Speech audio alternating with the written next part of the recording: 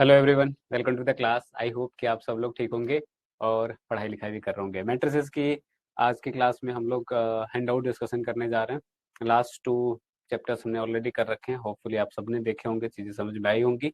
Solution आपके पास hand out में है, बट फिर भी हम यहाँ पे डिस्कशन की इसलिए है क्योंकि मैंने कहा कि अगर किसी को कहीं पर लगता है कि सोल्यूशन से आपको समझ में नहीं आया, जिसके चांसेस हालांकि कम है, तो यहाँ पे भी रेफर करेंगे और इसके आगे सीखेंगे। बात करें इस लेक्चर में हम क्या बात कर रहे होंगे, तो ऑब्वियसली जैसे हम लोग पहले पैटर्न पे फॉलो करते हैं, पहले वाले लेक्चर में यूजुअली हम लोग मल्टीपल चॉइस क्वेश्चंस को डिस्कस कर रहे हैं और very short answer type question को डिस्कस कर रहे हैं। और नेक्स्ट जो होगा उसमें हम लोग लॉन्ग आंसर और शॉर्ट आंसर टाइप को डिस्कस कर रहे होंगे। ठीक है, स्टार्ट कर लेते हैं। पहले क्वेश्चन पे आते हैं। पहला क्वेश्चन क्या कहता है? अच्छा, इस चैप्टर में पहली बात तो अगर एनालिसिस की एक बार बात कर ले क्वेश्चन पे आने से पहले, तो हमने कहा कि एटलीस्ट 4 मार्क्स तो इसको इस चैप्टर से आपको मिलते हैं। ठीक है, मिनिमम 4 मार्क्स आपको यहाँ पे मिल जाएंगे। यहाँ पे जो टोटल इस हैंडआउट में पूरा आपके पास नंबर ऑफ क्वेश्चन गिवन है वो 38 है। आप सॉल्विंग टाइम 90 मिनट ले सकते हो, 1.5 घंटे, और अगर सीखने की बात करो तो 125, मतलब फोर ऑफ 2 घंटे आप मान के चलिए। ठीक है, तो बहुत ज्यादा टाइम नहीं जा रहा, उसमें भी आपको 4 मार्क्स मिल जा रहे हैं। जो 4 मार्क्स के क्वेश्चन पूछे जाएंगे बेटा, वो बहुत ही आसान टाइप के क्वेश्चन इस चैप्टर से बनते हैं। और इस चैप्टर से ऑब्जेक्टिव क्वेश्चन की ज्यादा पॉसिबिलिटीज होती है। अगर मैं देखूं कि मतलब अगर मैं ये कहूँ कि टॉपिक जो हूँ ऑब्जेक्टिव बनाने के, तो वो बहुत ज्यादा है इस पूरे ही चैप्टर के अंदर। ठीक बात है, बात समझ में आ रही होगी। ठीक है, बात करते हैं आगे। थ्योरेटिकल क्वेश्चंस में आपके पास चीजें कम है, बट अगर ऑब्जेक्टिव के पॉइंट ऑफ व्यू से देखोगे तो ऑब्जेक्टिव क्वेश्चंस ज्यादा बनते हैं। सबसे पहला क्वेश्चन यहाँ पे क्या कह रहा है कि which of the given values of x and y makes the following pair of matrices equal. दो मैट्रिसेस है, अगर दोनों मैट्रिसेस को अगर मुझे बराबर करना है, तो एक्स की वो क्या वैल्यूज होंगी जिसके लिए ये बराबर होंगे। हमने कहा कि कभी भी दो मैट्रिसेस को आप बराबर कब बोलते हो? जब उनके करस्पॉन्डिंग एलिमेंट बराबर हो, संगत अवयव बराबर हो। संगत अवयव बराबर होने मतलब जो उनके पोजिशनल एलिमेंट है वो बराबर होने चाहिए, राइट। तो अगर मैं कह रहा हूँ कि अगर ये इनको बराबर होना है तो इनके पोजिशनल एलिमेंट्स बराबर होने चाहिए। पोजिशनल एलिमेंट बराबर होने का मतलब है कि इसका पहला एलिमेंट इसका पहला एलिमेंट से बराबर होना चाहिए, इसका दूसरा दूसरे से, इस तरीके से बराबर होना चाहिए। तो हमने कहा कि ठीक है, तो अगर ये है मैट्रिसेस, तो इनके जो भी एलिमेंट्स हैं उनको बराबर करना दिखाना स्टार्ट कर दो। अब अगर यहाँ से मैं बराबर के लिए सोल्व करने का कि 3x+7 जो होना चाहिए वो 0 के बराबर होना चाहिए, और यहाँ से दिस इंप्लाइज कि x की वैल्यू क्या होनी चाहिए? -7/3 होनी चाहिए। 5 किसके बराबर होना चाहिए? तो हमने कहा कि 5 बराबर होना चाहिए y-2 के। तो यहाँ से अगर y के लिए सोल्व करोगे तो y किसके बराबर होना चाहिए? तो 7 के। अगर मैं थर्ड एलिमेंट जो कि दूसरा रो पहले कॉलम का एलिमेंट है, अब तो अगर उसकी बात करूं, मैंने कहा कि y+1 किसके बराबर होना चाहिए? 8। तो y यहाँ से किसके बराबर होना चाहिए? 7 के। और नेक्स्ट की बात करूं तो हमने कहा कि 2 - 3x किसके बराबर होना चाहिए? 4 के। तो यहाँ से x के लिए सोल्व करोगे तो 3x बराबर क्या हो जाएगा? -2 आएगा। x के लिए सोल्व करा, -2/3 आ गया यहाँ पे। अब जरा ध्यान दो, हमने कहा कि अगर ये बराबर हैं, ठीक है, तो किसी भी एक्स और वाई की वैल्यूज जब आप इसमें इस मैट्रिसेस के अंदर पुट करोगे, तो जो वैल्यूज आएंगे पोजिशनल एलिमेंट के वो बराबर होनी चाहिए। अब इसमें इस टाइप का क्वेश्चन काफी पूछा जाता है, और उसमें ट्रिक कहाँ पे है, कहाँ पे ट्रिक करने की कोशिश करते हैं, अगर उसकी बात कर लें तो हम कह रहे हैं कि अगर मेरे पास एक्स और वाई की जो भी वैल्यूज आई हैं, अगर उनके वैल्यूज को पुट करता हूँ और उन वैल्यूज के लिए सारे पोजिशनल एलिमेंट आपस में बराबर हो रहे हैं, तब तो वो वैल्यूज होंगी जिसके लिए ये बराबर है। और अगर ऐसा नहीं हो रहा है, या फिर किसी एक पोजीशन के लिए तो चलो बराबर हो गया, बाकी किसी के लिए नहीं हो रहा, तो उस केस में वो बराबर नहीं माना जाएगा। ठीक है, अब सवाल ये है कि जब मैंने x की वैल्यू निकाली, y की वैल्यू मिली, तो y की मेरे पास y की वैल्यू बराबर 7 मिल रहा है, यहाँ पे भी y की वैल्यू 7 मिल रही है, राइट। अब अगर मैं x की बात करूं तो हमने कहा कि x की वैल्यू यहाँ पे 7/3 मिल रही है, और यहाँ पे -2/3 मिला। टू डिफरेंट वैल्यूज मिल रही है। अगर टू डिफरेंट वैल्यूज को मैं इसमें चेक करने जाऊंगा, है ना, तो अगर मान लो कि अगर मैंने पुट करा यहाँ पे -7/3 पहले वाले पोजीशन पे, तो ये 0 हो जाएगा, समझ में आता है। और इसके करस्पॉन्डिंगली ये 0 हो जाएगा। y की वैल्यू अगर आप 7 पुट करोगे तो 7 तो दोनों जगह पे सेम ही है, तो यहाँ पे 7 पुट करा तो 7 - 2 = 5, तो 5 बराबर 5 हो गया। यहाँ पे पुट करोगे तो ये 8 बराबर 8, तो y वाला तो बराबर हो रहा है। x की वैल्यू जब मैंने यहाँ पे पुट करी तो ये 0 हुआ, और यहाँ पे भी 0 है, तो दैट इज ओके। यहाँ पे जैसे मैं वैल्यू पुट करूंगा, क्या? x की वैल्यू -7/3, तो 2 3 और यहाँ पे -7/3, 3 से 3 कैंसिल आउट हो जाएगा, ये दोनों प्लस हो जाएगा, 7 2 + 7 हो जाएगा जो कि 9 आएगा। अब यहाँ पे मुझे दिख रहा है कि ये 4 है और इसके यहाँ पे जब मैं पुट कर रहा हूँ तो ये 9 के बराबर आ रहा है। क्या 4 9 के बराबर है? तो नहीं बराबर है। इसका मतलब ये वैल्यू तो पॉसिबल नहीं है कि जिसके लिए ले और वैल्यूज मेरे लिए सारे सारे एलिमेंट बराबर हो जाए। अगर ये वैल्यू चेक कर लिए तो हमने कहा कि दूसरी वैल्यू भी चेक कर लेते हैं। अगर इस वैल्यू के लिए अगर बात करोगे और अगर यहाँ पे इस पोजीशन पे पुट करोगे तो क्या मिल जाएगा आपको? आप पुट करके देखो तो 2 माइनस क्या 3 इंटू माइनस का 2/3 करोगे तो ये आपका 4 आ जाएगा। 4 बराबर 4 यहाँ पे दिख रहा है, दैट इज टोटली फाइन। अगर हम पहले वाले पोजीशन पे पुट करके देखें यहाँ पे 3x - 7 में, तो मुझे क्या दिख रहा है कि अगर मैं यहाँ पे वैल्यू पुट करूंगा तो ये है आपका 3x प्लस का 7। अगर यहाँ पे x की वैल्यू आप पुट कर रहे हो माइनस का 2/3 तो क्या मिल जाएगा यहाँ पे 3x के -2/3 प्लस का 7। 3 से 3 कैंसिल आउट हुआ, यहाँ पे सॉल्व करा तो क्या वैल्यू मिल रही है मुझे? यहाँ पे मिल रहा है मुझे 5। बट एक्चुअली में इस यहाँ पे क्या वैल्यू मिल रहा है? यहाँ पे 0 मिल रहा है, मतलब इसके लिए भी बराबर नहीं हो रहे। तो मुझसे पूछा गया कि what pair of values of x and y, x और वाई के वो कौन से मान है जिसके लिए ये दोनों क्या हो बराबर हो। तुमने कहा कि वाई तो सबके लिए सेम ही था, वाई बराबर 7 था, ये पूरा इक्वेट हो रहा था। बट जब मैंने बात करी किसके लिए, हमने बात करी एक्स के लिए, तो एक्स की कोई ऐसी वैल्यू नहीं है जो पूरे क्या कर दे, दोनों मैट्रिसेस को पोजिशनल एलिमेंट को बराबर करे। तो यहाँ पे मेरे लिए पॉसिबल नहीं है इनके पेयर्स को फाइंड आउट करना, तो दिस इज नॉट पॉसिबल। तो option number B is the correct answer. 2025 में पूछा गया क्वेश्चन है, इसको मैंने पूरा ही थोरोली डिस्कस कर दिया। इसके पहले भी जाओगे तो भी आपको इस तरीके के क्वेश्चन देखने को मिल जाएंगे। बात करें नेक्स्ट की, ये इसका हिंदी वर्जन है, ठीक है। हिंदी इंग्लिश दोनों लैंग्वेज में आपको मिलता रहेगा, जहाँ पे दोनों को एक साथ रखना आसान होगा वहां पे एक साथ दिख जाएंगे। बाकी अगर बड़ा क्वेश्चन हुआ तो दोनों को अलग अलग दिखेगा यहाँ पे। अगला जो क्वेश्चन कह रहा है कि मैट्रिक्स गिवन है, वो कह रहा है कि किस तरीके का मैट्रिक्स है। अब अगर यहाँ पे ऑप्शन आपके पास स्क्वायर है, डायगोनल है, यूनिट है, स्केलर है, ठीक है। तो अगर मैं स्क्वायर की बात करूँ, मतलब रो और कॉलम बराबर होना चाहिए, जो कि यहाँ पे दिख रहा है 3 रो 3 कॉलम है, तो yes it is a square matrix. अब अगर यहाँ से मैं देखूँ कि अगर ऑब्जेक्टिव पॉइंट ऑफ व्यू से देख रहे हो एक ही ऑप्शन करेक्ट होगा, तो ये ऑप्शन करेक्ट है, आप आगे बढ़ सकते हो। बाकी अगर चीजों को चेक करना चाहो, डायगोनल होने, मैंने कहा कि डायगोनल के एलिमेंट नॉन जीरो होने चाहिए, बट यहाँ पे दिख रहा है कि दो ऐसे एलिमेंट है जो कि जीरो है। यूनिट मैट्रिक्स में हमने कहा कि डायगोनल के एलिमेंट 1 1 होने चाहिए, जो कि यहाँ पे नहीं है। स्केलर होने में मतलब कोई भी एक कांस्टेंट वैल्यू होनी चाहिए, तो डायगोनल पे वो भी नहीं है। तो only option B is the correct, option A is the correct answer which is a square matrix. 2025 में पूछा हुआ सवाल है।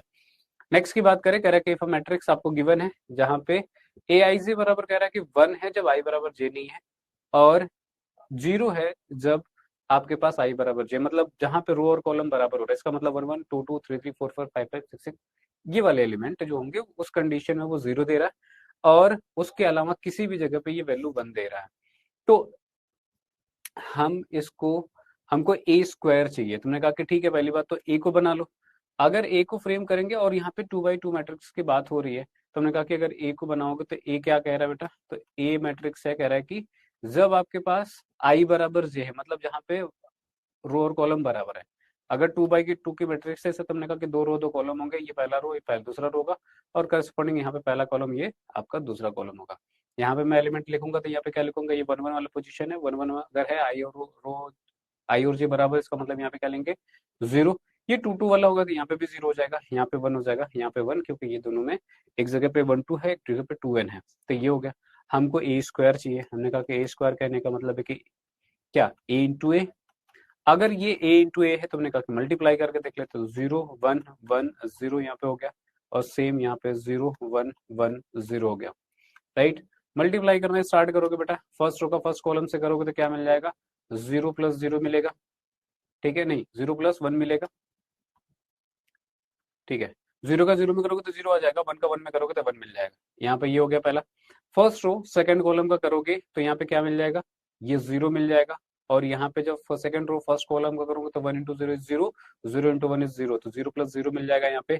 और सेकंड रो सेकंड कॉलम की बात करोगे तो 1 × 1 इज 1, और 0 × 0 इज 0। तो यहाँ पे मुझे क्या मिल रहा है, अगर मैं मैट्रिसेस की बात करूँ तो ए स्क्वायर जो यहाँ पे आ रहा है बेटा, वो आपके पास 1 0 0 1 आ रहा है, जो कि एक आइडेंटिटी मैट्रिक्स है, राइट। सबको ये बात पता है। तो आई स्क्वायर किसके बराबर आ रहा है, तो आई के बराबर आ रहा है, ए स्क्वायर आई के बराबर आ रहा है। ऑप्शन नंबर अगर यहाँ पे मैं बात करूँ तो option number A is the correct answer for this particular question, 2025 में पूछा हुआ सवाल। आपको समझ में आ रहा होगा। बहुत डिफिकल्टी का लेवल, इस चैप्टर से डिफिकल्टी का लेवल कुछ नहीं पूछे जाने वाला है, ये बात याद रखो। नेक्स्ट की बात करते हैं, कह रहा है कि इफ 2 3 एक आपके पास एक मैट्रिसेस गिवन है ए बी सच दैट के इनवर्स बराबर के, देन के की वैल्यू आपको बतानी है। ठीक है, ए इनवर्स बराबर क्या है, के ए गिवन है। तो हमने कहा कि अगर ए इनवर्स में की मैं बात करूं, ठीक है, ए इनवर्स बराबर क्या है बेटा, तो के ए है। मतलब अगर मैं इनवर्स निकालूंगा तो कहीं नहीं के इंटू ए का फॉर्म बनेगा और वहां से के की वैल्यू कंपेयर करके मुझे यहाँ पे बतानी है। ठीक है, तो यहाँ से ए इनवर्स कैसे निकालेंगे, हमने कहा कि अगर यहाँ पे मैं क्या कर दूं, ए से मल्टीप्लाई कर दूं दोनों साइड में, तो यहाँ से मुझे इनवर्स मिल जाएगा।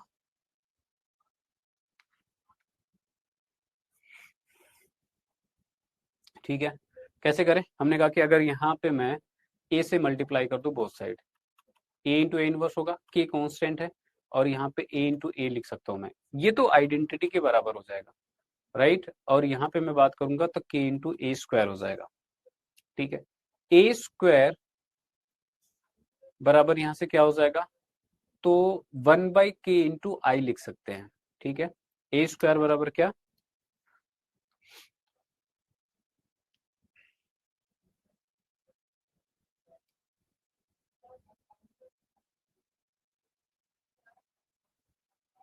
एक second, just give me 1 second.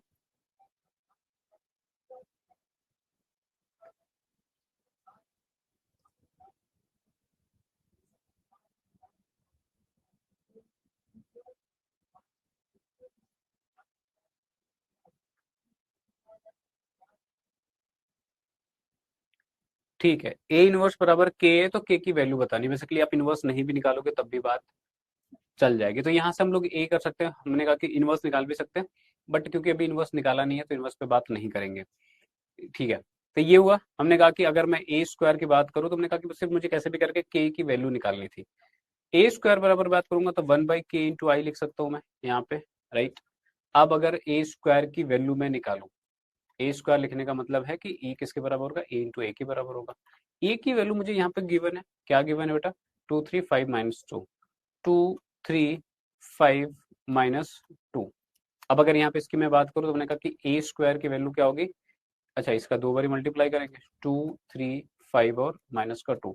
Multiplication सबको आता है, पहला रो लिया, पहले कॉलम से मल्टीप्लाई किया, तो पहला रो लिया दूसरे कॉलम से मल्टीप्लाई किया, फिर नीचे आ जाओ, दूसरा रो पहला कॉलम, दूसरा रो दूसरा कॉलम, मल्टीप्लाई करेंगे तो क्या मिलेगा, 2 का मल्टीप्लाई 2 में होगा, तो 2 × 2 प्लस का 3 × 5 हुआ यहाँ पे फर्स्ट रो। सेकंड कॉलम की बात करेंगे तो 2 × 3 प्लस 3 × -2। नीचे आ जाओ, दूसरा रो पहला कॉलम, तो 5 × 2 प्लस -2 × 5।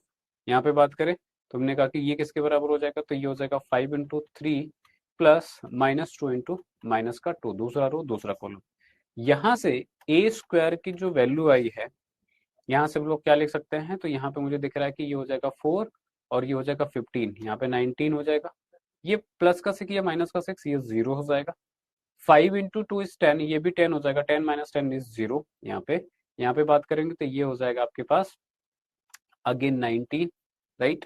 अब मैंने कहा कि जो ए स्क्वायर है, अगर यहाँ से ए स्क्वायर अगर मैं 19 को कॉमन ले लूँ, कॉमन हो रहा है यहाँ से, तो यहाँ पे 1001 हो जाएगा, या फिर मैं यहाँ से ए स्क्वायर बराबर क्या लिख सकता हूँ, यहाँ पे 19 × आई, राइट।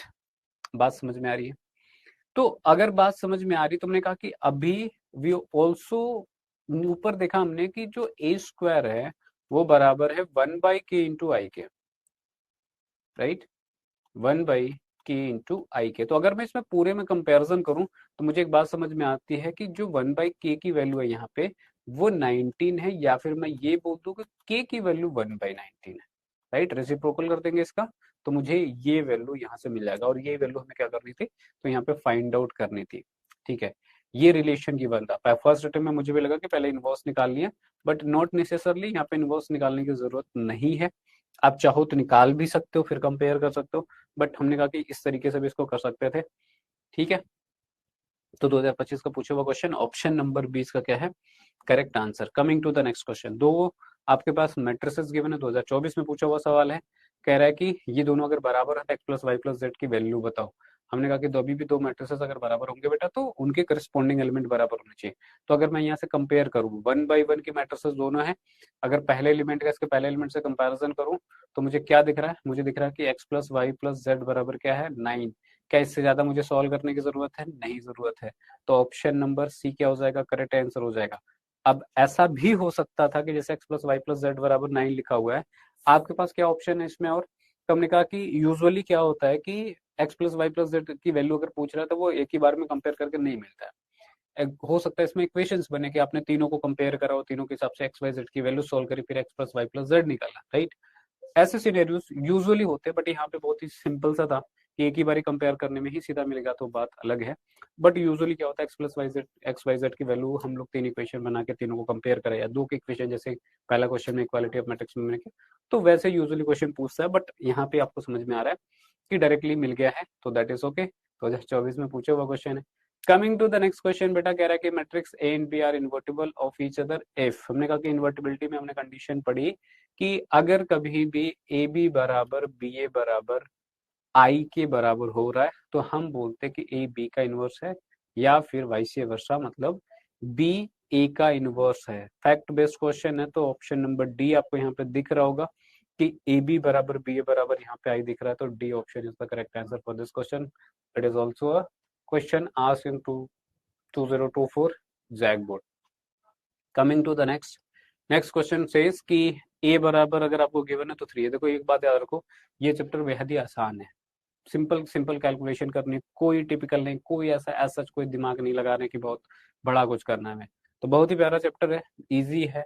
बस अगर आपको बात समझ में आई है तो छोटी छोटी बातें करते हुए आपको पूरे क्वेश्चन आंसर मिलेंगे, पूरे नंबर मिलेंगे आपको यहाँ पे, ज्यादा बिना इफर्ट लगाए। ए बराबर गिवन है ना, कह रहा है कि ए बराबर गिवन है आपके पास 1 2 3 6, 3 ए चाहिए तो क्या करना है, हमें 3 से मल्टीप्लाई करना। अब किसी भी मैट्रिक्स में किसी भी कांस्टेंट से मल्टीप्लाई करने का है, जिसको हमने कहा कि scalar multiplication of a matrix topic का नाम था। हमने कहा कि सिंपली क्या करते हैं बेटा, अगर आप स्केलर से मल्टीप्लाई कर रहे हो तो उसके ईच एंड एवरी एलिमेंट में आपको मल्टीप्लाई करना पड़ेगा। तो अगर अंदर मल्टीप्लाई कर लो, यहाँ पे 3 हो जाएगा, यहाँ पे 6 हो जाएगा, यहाँ पे 9 हो जाएगा, यहाँ पे 18 हो जाएगा, राइट। ऑप्शन वाइज अगर हम देखेंगे तो कौन सा दिख रहा है, सी ऑप्शन दिख रहा है, 3 6 9 और 18, तो दैट इज करेक्ट। इजी सवाल है, तो इसमें डिफिकल्ट बनाने जैसा कुछ है भी नहीं इस पूरे ही चैप्टर के अंदर। Coming to the next, next question क्या कह रहा है, if A and B are two square matrices then A B का ट्रांसपोज किसके बराबर होगा। कैसे निकालेंगे, सिंपल है, ए बी का ट्रांसपोज किसके बराबर होता है, तो ए प्लस बी का transpose equals to B transpose plus A transpose. बात समझ में आ रही है? ऑप्शन वाइज जाओगे तो अच्छा, ये भी है, साथ में ये भी है कि अगर आप ट्रांसपोज की अगर बात कर रहे हो तो इसमें इसके ऑर्डरिंग से कोई फर्क नहीं पड़ता, B transpose plus A transpose करो चाहे A transpose plus B transpose करो, दोनों सेम वैल्यू देते हैं। तो ऑप्शन नंबर बी जो होगा इस क्वेश्चन का करेक्ट आंसर हो जाएगा, है ना। बात समझ में आती है, प्लस में ऐसा ही है। फिर नेक्स्ट क्वेश्चन है, क्योंकि 2023 में पूछा हुआ इसलिए मैंने फिर से रखा हुआ, हालांकि इस क्वेश्चन को यहाँ पे रखने की ऐसे उतनी जरूरत नहीं थी, बट स्टिल इससे आपको पता ये जरूर लग जाता है कि क्वेश्चन कैसे पूछे जा रहे हैं। पैटर्न देख रो, इक्वालिटी ऑफ मैट्रिसेस से वहां पे भी ये तीसरा क्वेश्चन है इक्वालिटी ऑफ मैट्रिसेस का, जो कि आपके बोर्ड में पूछा जा चुका है लास्ट 3 ईयर्स में, 23 24 25 की अगर बात करो तो। ठीक है, 26 में जा रहे हैं तो मोस्ट प्रोबेबली क्या बताओ, इक्वालिटी ऑफ मैट्रिसेस से क्वेश्चन फिर से पूछ ले, है ना। ठीक है, कैसे करेंगे अब मुझे एक्सप्लेन करने की जरूरत नहीं है, सिंपली क्या कर दो, बाकी सारे एलिमेंट्स को कंपेयर करो, सारे के सारे एलिमेंट को कंपेयर करो। हमने कहा कि x प्लस 3 को कंपेयर करेंगे किससे, तो 7 से। पोजिशनल एलिमेंट को तो यहाँ से x की वैल्यू क्या मिल जाएगा मेरे पास 4। ठीक है, दूसरे एलिमेंट पे आ जाओ, 2x को किससे कंपेयर करेंगे 8 से, तो x की वैल्यू क्या मिल रही है मुझे यहाँ पे 4। यहाँ पे आ जाओ, नेक्स्ट नीचे आ जाओ, 6 6 के बराबर है तो ये कंपेयर करने की जरूरत नहीं है, y के लिए कंपेयर करा तो मेरे पास 3 मिला। अब यहाँ पे x की वैल्यू 4 मिल रही है, यहाँ पे भी x की वैल्यू 4 मिल रही है, सेम ही मिल रहा है। वैल्यू पुट करके देखो, अगर वैल्यू यहाँ पे पुट करूंगा 4 तो ये मिलेगा 7 जो कि इसके बराबर होगा, यहाँ पे 4 पुट करूंगा तो 8 जो कि 8 के 8 के बराबर होगा, y 3 3 के बराबर है, 6 6 के बराबर है। तो यस, मेरे पास x की वैल्यू 4, y की वैल्यू 3 तो कौन सा ऑप्शन दिख रहा है? तो x की वैल्यू 4, y की वैल्यू 3, ऑप्शन नंबर ए है, जिसके लिए दोनों मैट्रिसेस बराबर हो जाएंगे। वैल्यू पुट कर लो, मैंने करके भी दिखा दिया, सिंपल क्वेश्चन। ठीक है, बात समझ में आ रही होगी। कमिंग टू द नेक्स्ट, कह रहा है कि आपके बुक का क्वेश्चन है, एनसीईआरटी का, कह रहा है कि अगर ए बराबर ए आई जे और एम बाई एन, जो किसी भी गिवन मैट्रिसेस को हम लोग यूजुअली जो नोटेशन देते बेटा वो यही होता है कि ए आई जे दिया, जहाँ पे ए आई जे रो और कॉलम को शो कर रहे होते, पोजीशन को शो कर रहे होते, बेसिकली कह लीजिए एम और N number of rows number of column को शो कर रहा है। हमने कहा कि हमको स्क्वायर मैट्रिक्स चाहिए। स्क्वायर मैट्रिक्स में एक बात सेम चीज थी कि जो रो नंबर ऑफ रोज और नंबर ऑफ कॉलम्स जो है वो आपका बराबर होता है कभी भी। अगर 3 रो है तो 3 ही कॉलम होना चाहिए, 3 कॉलम है तो 3 ही रो होना चाहिए, 4 है तो 4 रोज है तो 4 ही कॉलम होना चाहिए कभी भी। तो यहाँ पे मेरे पास क्या मिल जाएगा? ऑप्शन नंबर सी क्या है इसका करेक्ट आंसर है, जिसमें कि m बराबर n होगा तो कभी भी कोई भी स्क्वायर मैट्रिक्स क्या होगी, आप कोई भी मैट्रिक्स जो होगी स्क्वायर मैट्रिक्स होगी। ठीक है, चलो coming to the next question says कि the number of all possible matrices of order 3 by 3 which increase 0 और 1।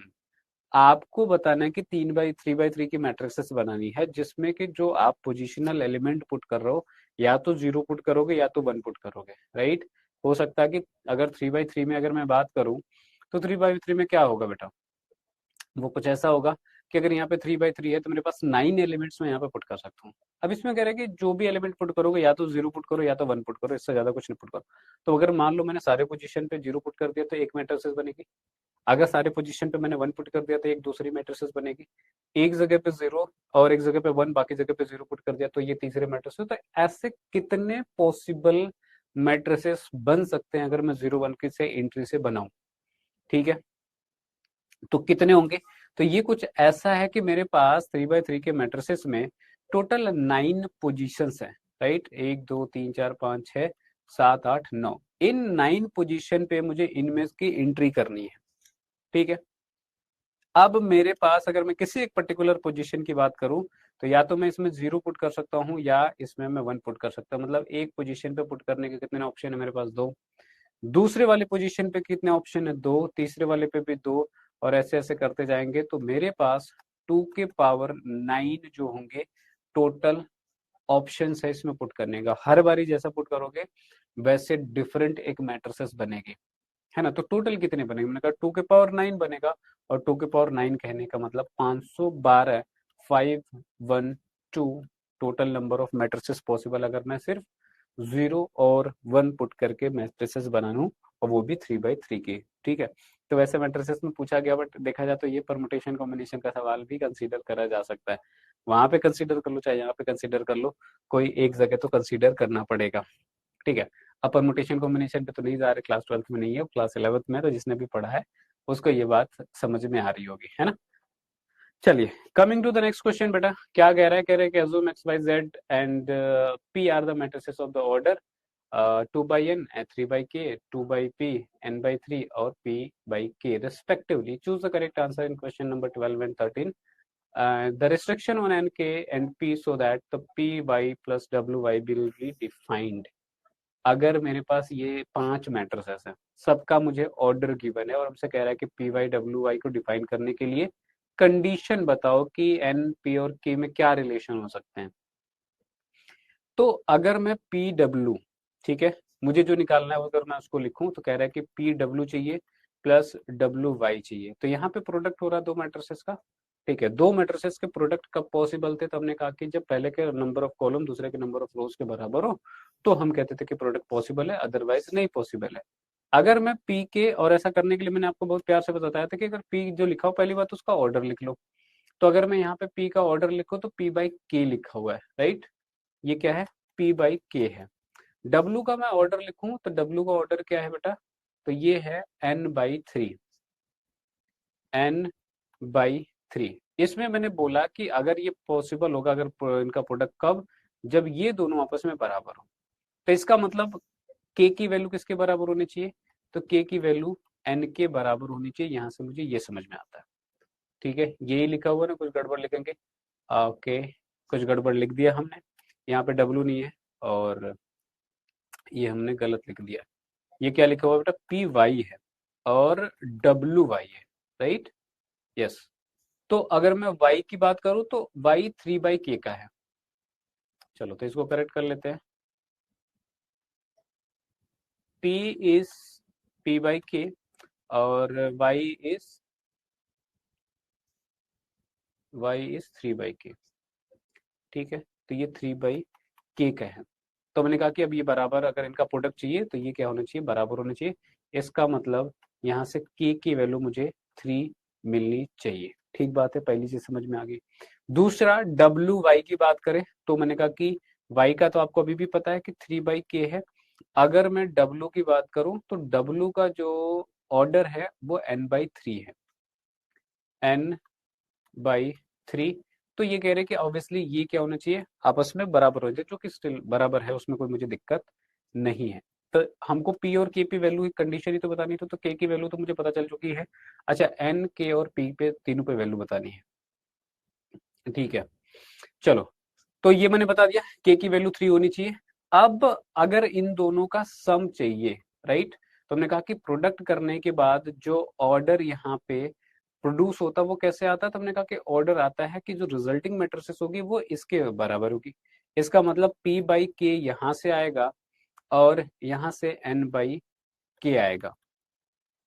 ठीक है, और कभी भी दो मैट्रिसेस का सम कब होता है, जब इनके number of rows number of column आपस में बराबर हो। तो इसके यहाँ से मैं बोल सकता हूँ कि ये बराबर होना चाहिए किसके, के बराबर होना चाहिए एन के, और पी बराबर होना चाहिए के। क्या समझ में आता है इससे? तो हमने कहा कि के की वैल्यू मुझे पता है, क्या हमको के की वैल्यू 3 पता है, तो इसका मतलब एन की वैल्यू भी क्या हो जाएगी, यहाँ पे 3 होगी, और पी किसके बराबर होना चाहिए, तो के बराबर होना चाहिए। ठीक है, अच्छा, पी बराबर एन,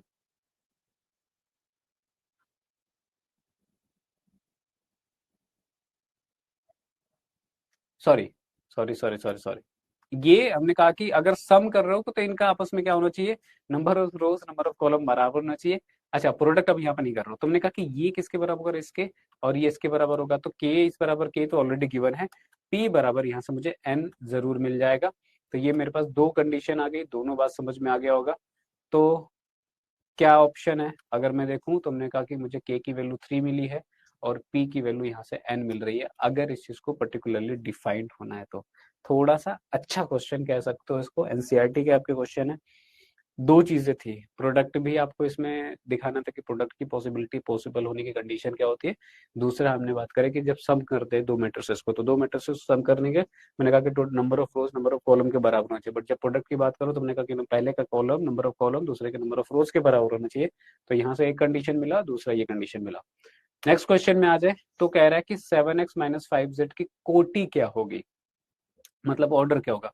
अब अगर बेसिकली इसमें देखा जाए तो इसमें क्या है, कांस्टेंट से मल्टीप्लाई है, स्केलर से मल्टीप्लाई करने पे आपके रोज और कॉलम पे कोई फर्क नहीं पड़ता, राइट। तो अगर एक्स का मैं यहाँ पे नंबर ऑफ रोज कॉलम की बात करूँ तो 2/n है, राइट, 2/n लिखा हुआ। अगर मैं जेड की बात करूँ तो जेड का जो ऑर्डर है वो 2/p है, राइट, XYZ, हाँ ठीक है, तो 2/p, ठीक है।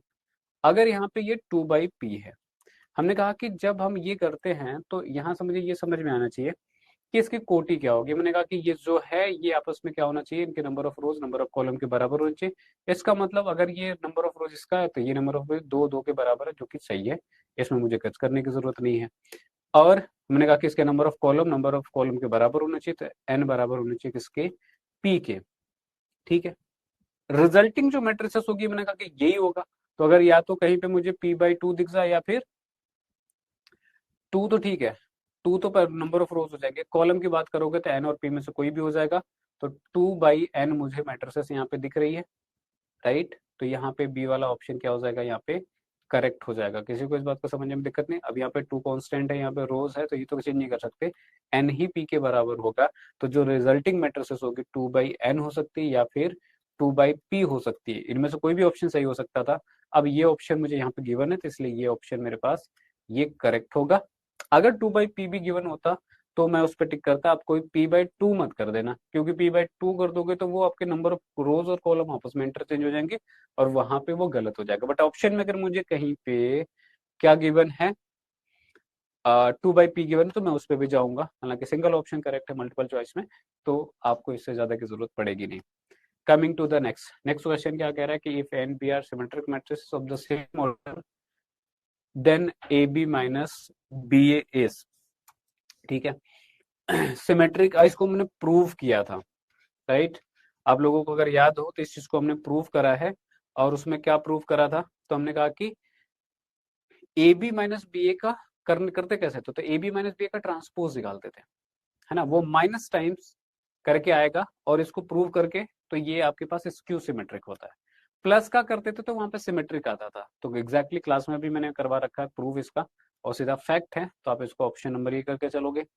Coming to the next question कहता है कि इफ ए आपके पास है, और तो कह रहा है कि अच्छा ए गिवन है, आपको कह रहा है कि और ए प्लस ए ट्रांसपोज आई के बराबर है, तो वैल्यू ऑफ अल्फा निकाल ली। बेसिकली अल्फा यहाँ पे अननोन है, जो कहा है वैसा सिंपली कर लेते हैं। हमने कहा कि ए के लिए बोला गया कि ए आपको गिवन है कॉस अल्फा माइनस यहाँ पे साइन अल्फा है, ये साइन अल्फा है, और यहाँ पे कॉस अल्फा है।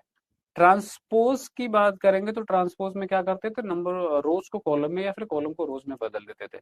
तो दो रोज है, दो कॉलम में कन्वर्ट हो जाएंगे, तो पहले रो को पहले कॉलम में लिखूंगा तो इसको मैं इस तरीके से लिखूंगा, और दूसरे रो को दूसरे कॉलम में लिखूंगा तो ये साइन अल्फा और यहाँ पे कॉस अल्फा। हमसे बोला गया है कि ए प्लस ए ट्रांसपोज किसके बराबर है, आई के बराबर है, तो ए प्लस ए ट्रांसपोज को हम आई के बराबर दिखा देते हैं सिंपली। ए क्या है, तो cos alpha minus sine alpha, और यहाँ पे साइन अल्फा, ये कॉस अल्फा, ए हो गया। इसका ट्रांसपोज की अगर बात करोगे तो cos alpha minus sine alpha, और यहाँ पे साइन अल्फा, और ये आपका कॉस अल्फा किसके बराबर है, आई। आई कहने का मतलब आइडेंटिटी मैट्रिक्स, मतलब डायगोनल पे 1 बाकी सारे 0। दो मैट्रिसेस को सम करेंगे तो यहाँ पे क्या आएगा, कॉस अल्फा से जुड़ के 2 कॉस अल्फा हो जाएगा। साइन अल्फा ये प्लस का है, ये माइनस का, यहाँ पे 0 हो जाएगा। सेम यहाँ पे 0 हो जाएगा, यहाँ पे भी 2 कॉस अल्फा आ जाएगा, और ये किसके बराबर होगा, तो 1 0 0 1। अब यहाँ पे दिख रहा है कि दो मैट्रिसेस हो, दोनों को बराबर इक्वेट करा गया है। क्या हो जाएगा, तो हमने कहा कि अगर दोनों को इक्वेट करा गया, इसका मतलब इनके संगत एलिमेंट क्या होने चाहिए, बराबर होने चाहिए। तो अगर इन दोनों को कंपेयर करूंगा तो यहाँ पे 0 0 के बराबर, दैट इज टोटली फाइन। इनको कंपेयर करना पड़ेगा, और इनको जब कंपेयर करेंगे तो 2 कॉस अल्फा बराबर क्या आ जाएगा बेटा, ये आएगा 1, या फिर कॉस अल्फा बराबर यहाँ से कंपेयर करूंगा तो यहाँ से 1/2 मिलेगा। अब कॉस अल्फा की वैल्यू 1/2 कब होती है, अगर उसकी बात कर ले तो 60 डिग्री पे, और 60 डिग्री कहने का मतलब इसको मैं लिख सकता हूँ कॉस π/3, तो अल्फा की वैल्यू होगी मेरे पास यहाँ पे π/3। ऑप्शन वाइज अगर हम चेक करें तो ऑप्शन नंबर बी यहाँ पे क्या दिख रहा है आपको, करेक्ट आंसर दिख रहा है, ठीक है। इजी और अच्छा सवाल है ना। यहाँ पे कंपैरिजन तो करवाया, बट आपसे अननोन इवेलुएट करवाया गया है, और ये आपके एनसीईआरटी का क्वेश्चन है। कमिंग टू द नेक्स्ट, क्या कह रहा है, A and B are two matrices then A plus B का होल स्क्वायर इज। अच्छा, ये भी बहुत इंटरेस्टिंग है, बच्चे अक्सर गलत कर देते हैं। यहाँ पे बोला गया कि ए प्लस बी का होल स्क्वायर, अब a plus b is a matrix, right. Square करने का मतलब है, ऐसा नहीं कि जैसे हम लोग जनरली स्क्वायर करते हैं नंबर्स के टर्म में, वैसे स्क्वायर करते हैं, नहीं, बिल्कुल नहीं। ए प्लस बी तो एक मैट्रिसेस होगा, और हमने स्क्वायर मैट्रिसेस का कैसे निकाला, तो हमने कहा कि अगर ए स्क्वायर निकालना होता तो हम लोग ए इंटू ए करते हैं, राइट। तो अगर ए प्लस बी का स्क्वायर कर रहे हो तो ए plus b is also a matrices, तो उसका स्क्वायर करने का मतलब है कि a plus b into a plus b करेंगे। और ऐसा जब करेंगे तो हमने कहा कि a plus b into a plus b कैसे आएगा, तो हमने कहा कि मल्टीप्लाई कर लो, और ऑर्डर का ध्यान रखेंगे, क्योंकि मैट्रिक्स में ए बी बी ए हो दोनों जरूरी नहीं है, हो सकता है कि ए इंटू बी हो रहा बट बी इंटू ए नहीं हो रहा, depending the number of rose and column. तो हम उस चीज का ध्यान रखते हैं, तो अगर ए से मल्टीप्लाई करेंगे तो ए इंटू ए आएगा, क्या हो जाएगा बेटा, ए इंटू ए आएगा। ए का मल्टीप्लाई बी में करोगे तो ए बी आएगा, बी का मल्टीप्लाई ए में करोगे तो बी ए आएगा, और जब यहाँ पे बी का बी में मल्टीप्लाई करोगे तो बी ए आएगा, सॉरी बी इंटू बी आ जाएगा लास्ट वाले में। तो यहाँ पे क्या मिल रहा मुझे, इसको मैं ए स्क्वायर लिख सकता हूँ, इसको मैं ए बी लिख सकता हूँ, इसको बी ए ऑलरेडी है, और ये बी स्क्वायर है, राइट। अब अगर ये बात समझ में आती है, तुमने कहा कि क्या मैं ए बी और बी ओ को ऐड करके 2ab लिख दूं क्या, हमने कहा कि नहीं, मैट्रिक्स मल्टीप्लिकेशन में ए बी बी ए दोनों बराबर हो ऐसा बिल्कुल भी जरूरी नहीं है। ए बी की वैल्यू कुछ अलग आ सकती है, बी ए की वैल्यू कुछ अलग आ सकती है। ठीक है, तो हम नहीं पता जब तक हम तब तक इसको ऐड नहीं करेंगे, और ऐड नहीं करेंगे तो यही आपका आंसर होना चाहिए। तो ऑप्शन वाइज अगर आप देखोगे तो ऑप्शन नंबर बी में आपको ये गिवन है कि a square plus a b plus b a यहाँ पे आपको गिवन है, तो बी ऑप्शन ही करेक्ट होगा। यूजुअली गलती यही करेंगे कि बच्चे इसको ऐड करके a square plus two a b plus b square लिख देंगे, जो कि लगेगा कि अच्छा ये प्लस बी का स्क्वायर तो पढ़ा ही है ना, उसमें क्या अलग नया चीज होगा। नहीं, मैट्रिक्स के केस में आप सिंपली एज अ नंबर इसको ट्रीट नहीं कर सकते हो। ठीक है, coming to the next question. Next question says कि ए और बी दो मैट्रिसेस हैं, तो ए बी का ट्रांसपोज किसके बराबर होगा? तो ये होता है बी ट्रांसपोज ए ट्रांसपोज के बराबर, राइट, सबने पढ़ा हुआ है। नेक्स्ट क्वेश्चन पे आते हैं, कह रहा है कि ए प्लस बी का ट्रांसपोज हो, तो फिर से वही, अच्छा ये क्वेश्चन तो शायद हमने पीछे भी कर लिया इस तरीके का, तो वो क्या हो जाएगा, B transpose plus A transpose या फिर ए ट्रांसपोज बी ट्रांसपोज, मैंने वहां पे बोला, तो दोनों ऑप्शन करेक्ट हो जाएंगे, तो डी ऑप्शन करेक्ट हो जाएगा इसके लिए। कमिंग टू द नेक्स्ट, कह रहा है कि a square matrix b said to be a symmetric matrix. दो चीजें बताई थी मैंने, एक सिमेट्रिक मैट्रिक्स एक स्क्यू सिमेट्रिक मैट्रिक्स, दोनों को याद करके चलो। सिमेट्रिक हुआ तो ट्रांसपोज जो होगा उस मैट्रिसेस के बराबर ही हो जाएगा, और अगर स्क्यू सिमेट्रिक हुआ तो उसके माइनस टाइम्स हो जाएगा। ठीक बात है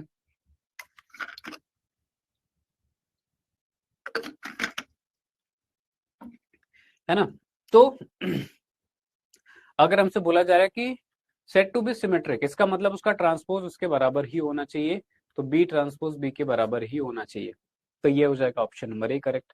अगर स्क्यू सिमेट्रिक हुआ तो हमने कहा कि बी ट्रांसपोज माइनस टाइम्स हो जाना चाहिए, तो यहाँ पे ऑप्शन नंबर बी में दिख रहा है कि बी बराबर माइनस ऑफ बी ट्रांसपोज। अब किसी को लगे कि अच्छा नहीं सर आपने तो बोला कि बी ट्रांसपोज, वही बात है भाई, माइनस से मल्टीप्लाई कर लो इसमें, तो बी ट्रांसपोज जो होना चाहिए माइनस ऑफ बी के बराबर होना चाहिए अगर स्क्यू सिमेट्रिक है तो। ठीक है, स्क्यू सिमेट्रिक के केस में बी ऑप्शन करेक्ट हो जाएगा। नेक्स्ट की बात करें, कह रहा है कि square matrix is said to be singular अव्युत्क्रमणीय आव्यूह बोलते हैं। अव्युत्क्रमणीय का मतलब हमने बताया कि डिपेंडिंग द वैल्यू ऑफ जो भी मैट्रिसेस, अगर डिटरमिनेंट वैल्यू निकालो, दो केसेस होंगे, या तो ये जीरो के बराबर होगा या तो ये जीरो के बराबर नहीं होगा। अगर जीरो के बराबर नहीं होगा तो हम इसको बोलते हैं कि ये व्युत्क्रमणीय है, नॉन सिंगुलर है। ठीक है, बट अगर इसकी वैल्यू जीरो के बराबर हो गया तो हमने कहा कि ये अव्युत्क्रमणीय होता है। मैंने बताया भी था कि ए इनवर्स जो होता है 1 determinant value into adjoint of a होता है, तो अगर डिटरमिनेंट वैल्यू जीरो होगा तो ये ए इनवर्स अनडिफाइंड हो जाएगा, तो वहां पे अगर इसको अव्युत्क्रमणीय होना है तो यस ये क्या होना चाहिए, जीरो के बराबर होना है। बट अगर व्युत्क्रमणीय पूछता तो आपको समझ में आना चाहिए कि वो नॉट इक्वल टू जीरो होगा, जो कि नेक्स्ट क्वेश्चन ही है आपका, कि अगर व्युत्क्रमणीय होना है तो इसको हम लोग नॉन सिंगुलर बोलते हैं इंग्लिश में, और नॉन सिंगुलर होने का मतलब नॉट इक्वल टू जीरो, जो भी डिटरमिनेंट किया यहाँ पे बी के बिना तो बी के लिए not equal to zero, but अगर कुछ और भी होगा तो सेम बात उसके लिए भी। ए इंटू ए इनवर्स किसके बराबर होता है, तो ए इंटू ए इनवर्स हमेशा यूनिट मैट्रिक्स के बराबर होता है। ये बात हमने बताया, आपको पता है कि अगर कोई मैट्रिक्स ए बी बराबर बी ए बराबर आई, पीछे एक क्वेश्चन था इसका, है ना, जहाँ पे ए और बी का एक दूसरे का इनवर्स बोल रहा है, और अगर सेम मैट्रिक्स की बात करोगे तो ए इंटू ए इनवर्स, तो यूजिंग द सेम कॉन्सेप्ट यहाँ पे ये किसके बराबर होना चाहिए, आइडेंटिटी के। आइडेंटिटी कहने का मतलब, अच्छा यहाँ पे क्या कह रहा है, not unit matrix, unit matrix नहीं होगा। हम यूनिट मैट्रिक्स कहने का मतलब एक मैट्रिक्स में ऐसे मैट्रिक्स की बात कर रहे हैं जहां पे इसकी वैल्यू क्या हो जाए, तो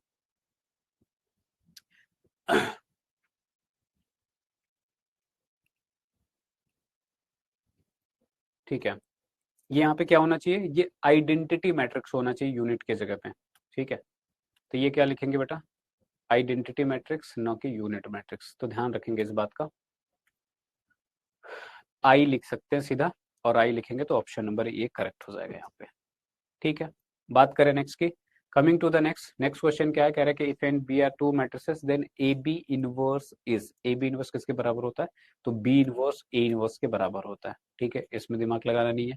कमिंग टू द नेक्स्ट, कह रहा है कि if A be a square matrix then A inverse will exist. कभी भी किसी स्क्वायर मैट्रिक्स के लिए इनवर्स कब एग्जिस्ट करेगा, जब वो व्युत्क्रमणीय होगा। व्युत्क्रमणीय कहने का मतलब नॉन सिंगुलर, नॉन सिंगुलर कहने का मतलब उसका determinant value not equal to zero हो तब।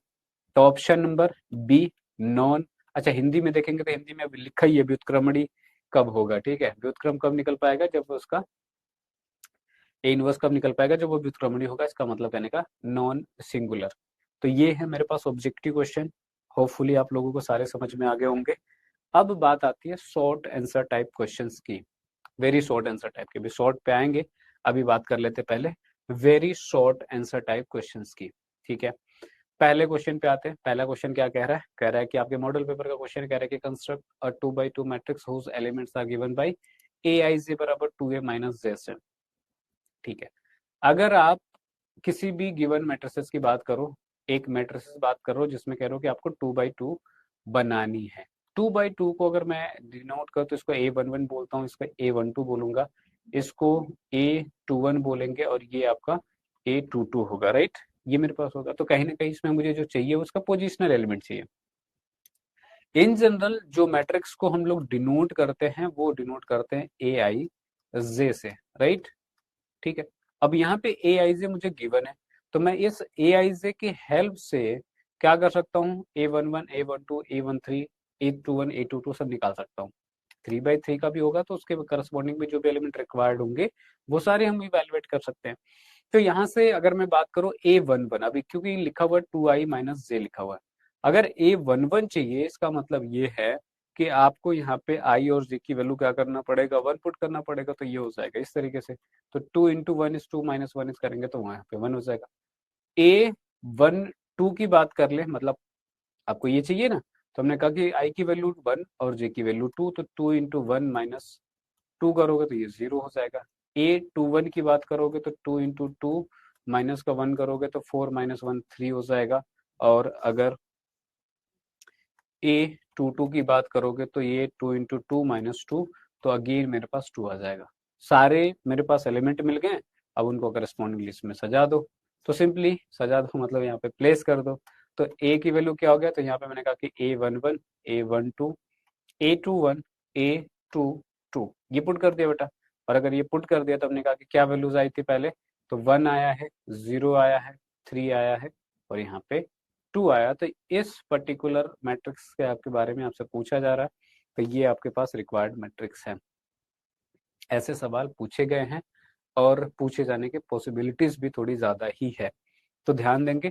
क्या करा हमने, सिर्फ पोजिशनल आई जे के करस्पॉन्डिंग। अब यहाँ पे ये चीज चेंज करी जा सकती है, आई जे की जगह पे कुछ जो ए आई का जो रिलेशन है वो कुछ डिफरेंट हो सकता है, वो उसमें इजी कॉम्प्लिकेटेड टर्म्स डाल के जैसा भी हम लोग फ्रेम कर सकते हैं। बट करना कैसे, आइडिया और लॉजिक आपको समझ में आ गया होगा। जैसे कि एक दूसरे क्वेश्चन की बात कर लेते हैं सेम वे में। यहाँ पे कह रहा है कि कंस्ट्रक्ट 3x3 की मैट्रिक्स बनानी है जिसमें ए आई जे गिवन है आई बाई जे से। तो हमने कहा कि ये चीज चेंज हो सकती है नंबर्स ऑफ क्वेश्चन में और डिफरेंट डिफरेंट तरीके से गिवन हो सकता है इसमें टेक्नोमेट्रिक इन्वॉल्व करते, मतलब कुछ भी इन्वॉल्व करते, कोई भी आई और जे का रिलेशन दे दे बेसिकली। तो 3x3 का बनाना है इसको अगर आपको, तो हमने कहा कि ए बराबर क्या होगा, 3x3 का मतलब 3 रो 3 कॉलम होंगे यहाँ पे। और यहाँ पे मैं लिखूंगा a11 a12 a13 a21 a22 a23 a31 a32 a33। ये मेरे पास 3x3 की। अभी मुझे सारे एलिमेंट चाहिए, अगर ये वाली मैट्रिक्स मुझे चाहिए तो सारे एलिमेंट को कैसे निकालोगे, हमने कहा कि यहाँ पर रिलेशन कैसे गिवन है, तो ए आई जे गिवन है आई बाई जे से, ठीक है। तो अगर इसमें मुझे a11 चाहिए होगा, कैसे करेंगे, 1/1 होगा, 1/1 इज 1।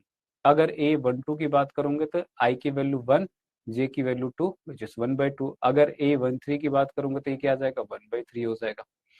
अगर a21 की बात करूंगा तो ये 2/1 इज 2 आ जाएगा। a22 की बात करेंगे तो ये 2/2 हो जाएगा, तो ये अगेन 1 हो जाएगा। a23 की बात करेंगे तो ये क्या आएगा, 2/3 आ जाएगा, राइट। अगर यहाँ पे मैं a31 निकालूं, तीसरा रो पहले कॉलम का एलिमेंट, तो i की वैल्यू 3 दी गई, j की वैल्यू 1, तो 3/1 होगा जो कि 3 हो जाएगा। अगर a32 की बात करूंगा मैं, तो क्या वैल्यू मिल जाएगा, यहाँ पे 3/2 मिलेगा। अच्छा, इसको सोल्व करने की जरूरत नहीं है। और अगर a33 की बात करोगे तो यहाँ पे वैल्यू क्या मिल जाएगा, 3/3 विच इज 1। अब अगर इसको मैं अरेंज कर लूं मैट्रिक्स के अंदर, क्या मिल जाएगा, a बराबर मेरे पास क्या है बेटा, a11 a12 a13 a321 a22 a23 A31, A32 और A33। ठीक है, ये मिल गया मुझे।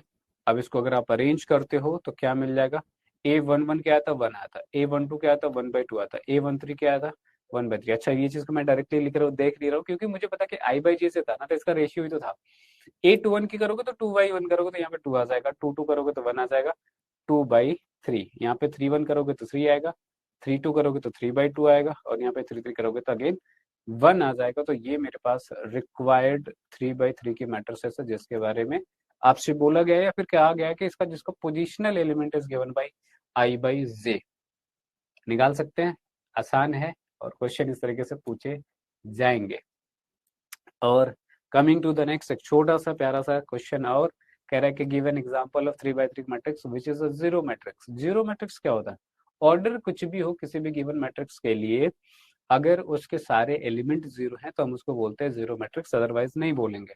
तो अगर मुझे 3/3 का कोई जीरो मैट्रिक्स चाहिए, तो सिंपल सी बात है ना कि अगर ए मैट्रिक्स को मैं मान रहा हूँ और वो 3/3 होगा, तो ऑब्वियसली ऑर्डर कुछ भी हो, अगर उसके सारे ही एलिमेंट जो है वो जीरो है, तो ही वो जीरो मैट्रिक्स माना जाएगा, अदरवाइज नहीं माना जाएगा। तो ये 0/0 का हो गया, तो ये आपके पास आंसर हो जाएगा। तो इसमें तो कुछ था ही नहीं, खैर।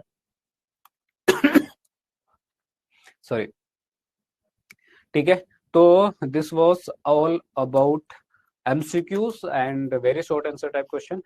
In upcoming video we'll discuss about the short and long answer type question as well. So hopefully आप लोगों को सारी बातें समझ में आई होगी। So on this note, this was all for this particular lecture. We will see you in next lecture. So तब तक के लिए पढ़ो, ध्यान से समझो, सीखो, समझो। नहीं समझ में आता है तो हमसे कनेक्ट करो, आपके पास इंस्टेंट का भी ऑप्शन है। सो होपफुली चीजें आप लोगों के लिए वर्कआउट करेंगी। चलो, तो this was all for this lecture. Thank you all for watching.